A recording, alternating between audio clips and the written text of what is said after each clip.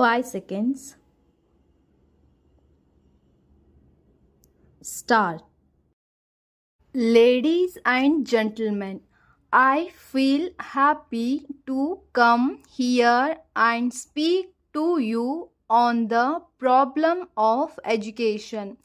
It is likely that the views which I express may not be in consonance with those of others. Besides, it is also to be seen how far my views fit in with the policy pursued by the central and state governments. Therefore, I would request all concerned to treat this as my personal opinion.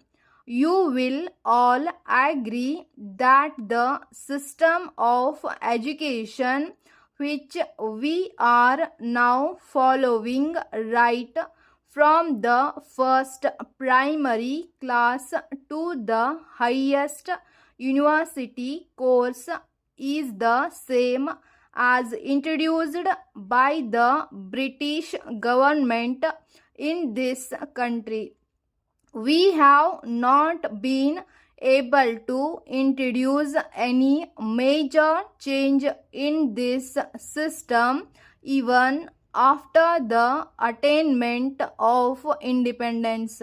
It is no good to blame anyone for it because the peaceful manner in which the transfer of power took place made it inevitable that the system of education also came to us as a heritage of the old regime. It is now our duty to give a thought to each of these problems and decide in the light of the present day political and economic conditions. There is no doubt that in introducing this system of education, the principal motive of the British government was to establish its supreme authority in this country. In course of time, no doubt their views underwent some change, but it was not a substantial one. Meanwhile, the progress of science in foreign countries confirmed their view that scientific education could be imparted only through the medium of English. There is no doubt that the education received by our earlier generations was based on this very system. These people knew little of Indian literature and culture. A few Indian scholars who were inspired by English education did study Indian literature and wrote a good deal in praise of it.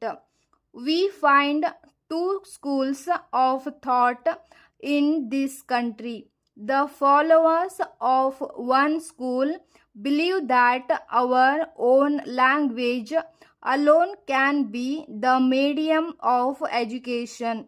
The other school of thought think that in this scientific age, our country cannot cut away from foreign literature and thought, and that at least higher education should continue to be imparted through the medium of English. These views apply not only to the medium of instructions but actually to the whole system of education.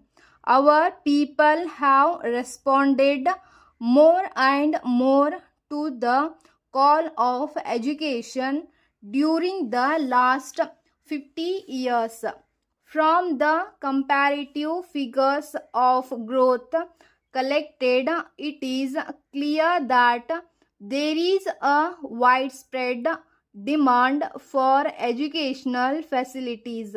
This demand is no longer confined to towns alone but is evident among the people of the rural areas also.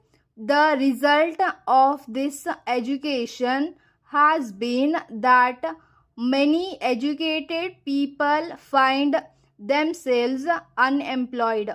Government jobs and private undertakings offer limited openings for highly educated persons. Large majority of the educated are averse to take up their parental occupations. The only solution to eradicate the economic and social evil is to make our education job oriented, and then alone we can solve the ever increasing unemployment.